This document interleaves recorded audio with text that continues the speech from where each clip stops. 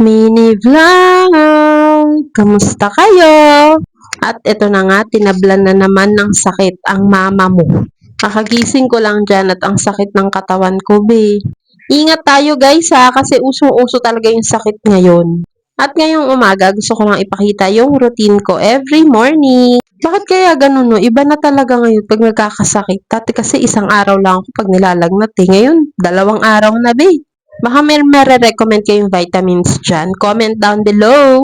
Nagsasaing sana ako pero wala na pala kaming bigas. Kaya nagtimpla na lang muna ako ng gatas. Tapos yung Milo ko na yan, galing yan sa ospital. Take home ko yan, be. Yan yung mga nasa tray. Yung nirarasyon na pagkain doon. Ako lang din kasi ang taga-kain. Nanghihinayang kasi ako pag hindi nauubos. Ang dami kayang nagugutom. Binahay ko na yung TV kasi gusto daw ni Ellie mag-watch. Tapos humingi siya ng kanyang favorite bread from Nissin. Baka naman Nissin. Charot. For the ngibit ang person at for the Milo na, buti na lang may Tai Chi mental stick ako. Kahit pa paano naibsan yung sama ng pakiramdam. At meron bang gumagamit sa inyo ng TNWS30 na tripod? Kasi yung Bluetooth clicker niya parang sira na agad. Or baka dahil hindi ko siya nagagamit. Ngayon ko na lang din kasi siya naisip gamitin kasi nga parang gusto kong mag-mini vlog kahit ilang beses sa isang linggo. Katulad dito, biglaan ko na lang naisip magsapaw ng itlog. Ayun na nga, so kaya gusto ko sana ng clicker kasi mas madali, 'di ba? At ngayon, dadayain natin yung gamot ni Ellie. Ilalagay ko siya sa gatas. Sabi ng pedya, okay lang daw yun eh. Tapos, ayan, kita nyo, iniinom niya. So, hindi niya nalalasahan. Sabi ko kay Ellie dyan, anak, magpa-cute ka. Malay mo, makuha tayong endorser na Nissin wafer. O kahit ikaw na lang, babe. Pero ayaw niya, nilayasan niya ako. Pero buti na lang yung gatas, inubos niya kasi yun ang mahalaga. Tapos biglang may kumatok.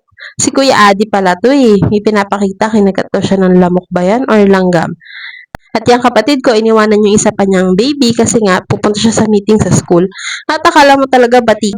Biglang dumating yung mga taga-center at nagulat ako, pumayag si Adi at si Ellie na magpasukat.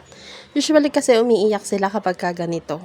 May isang batang nagpahabol at alam nyo na, si Ali yun. Dito sa pagtitimbang, diskumpiyado ako kasi sabi ko baka umiyak na yung dalawa. Pero hindi at talagang nagpatimbang sila, tuwan-tuwa ako. Hindi nila ako pinahirapan. So yung isa walang video kasi alam nyo na, umiiyak siya. Ayaw talaga niya, be.